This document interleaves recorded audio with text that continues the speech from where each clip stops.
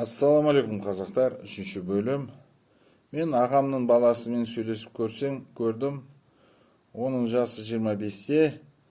Қызық болды. Мына қазақ жастары Қазақстан туралы не айтып отырып, ойланып отырып.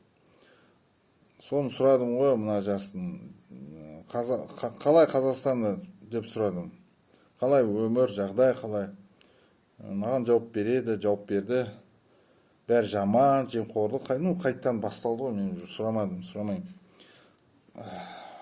Қазақстан ұнамайды деп маған айтады.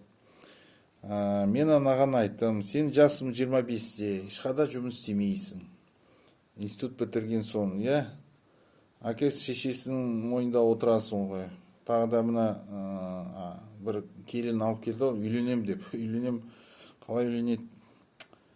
Жұмыс жоқ. Сен жұмыс істемейді. Сен қазақсың. Қазақ елінде тұрасың ғой. Басыңды көтеріп, мақтанышпен жүресің ғой, да? Қала аралайсың ғой. Қалаға шығасың, қазақтар арасында жүресің. Бұл нағыз бақыт. Статистика сүйенсек, дүние жүзіндегі 15 ұлттың біреуінің ғана өз елі, өз жері бар. Ешкім сені қыспаққа алып жатқан жоқ. Бұл жерден саған айтпайды ешкім, кет давай осы жерден демейді ешкім саған, Сен қай мектепті, қазақ мектеп бітірді ма деп сұрадым. Маған қазақ мектеп бітірдім дейді.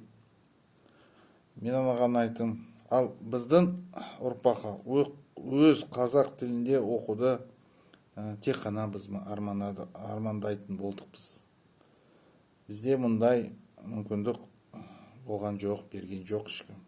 Осының барлығын бағалау керек, қорғау керек қазіргі өмір. Бір жыл ішінде Қазақстанға 10 миллион шетелдік азамат келді. Оның ішінде 9,5 миллион шетелдік азамат Қазақстанға не үшін? Ақша табу үшін келді. Кедей елге ешкім жұмыс істеуге, табыс табуға бармайды. Бұл мәселені шешу керек. Қазақтар ешқашан қазіргідей жақсы өмір сүрген емес. Кім қазір Қазақстанда тұрмыс нашар десе, сол адам нағыз қиыншылықты көрген емес, нағыз кедей елдерді көрмеген. Мен Ауғанстанда әскери борышын өтеген кезде мынандай байырғы тұрғылықтар кірпіш салынған, мынандай саман кірпіштен салынған қышлаққа, үйлерде тұрған қышлаққа біз келдік. Жергілікті ауғандықтардың үйінде, бөлмесінде бір ғана көрсек қарадық біз. Оның ішінде не бар? Бір ғана кеңес жауынгердің лас кір матрасын бар көрдім, шетелде жатыр. Басқа одан артық ештеңе жоқ, ештеңе болмады. Бірақ жергілікті ауғандықтар мен олардың отбасылары тағы бір күн өмір сүретініне қуанышты болды. Біз Мысырда болған кезде жағажайда күзетші отырды мен байырғы жас жігіт, Мысырдың жігіт қой, күзетші болып істейді. Мен кішкене аздап ағылшынша сөйлей аламын. Күзетшінің сұрадым, қанша айлығы төлейді саған. Ол маған жауап берді. Жауап берген кейін соң мен таң қалдым. Айтайын ба? Мұның күзетшінің жалақысы күніне $1, 450 теңге. Ал бұл жалақысы күн сайын берілмейді.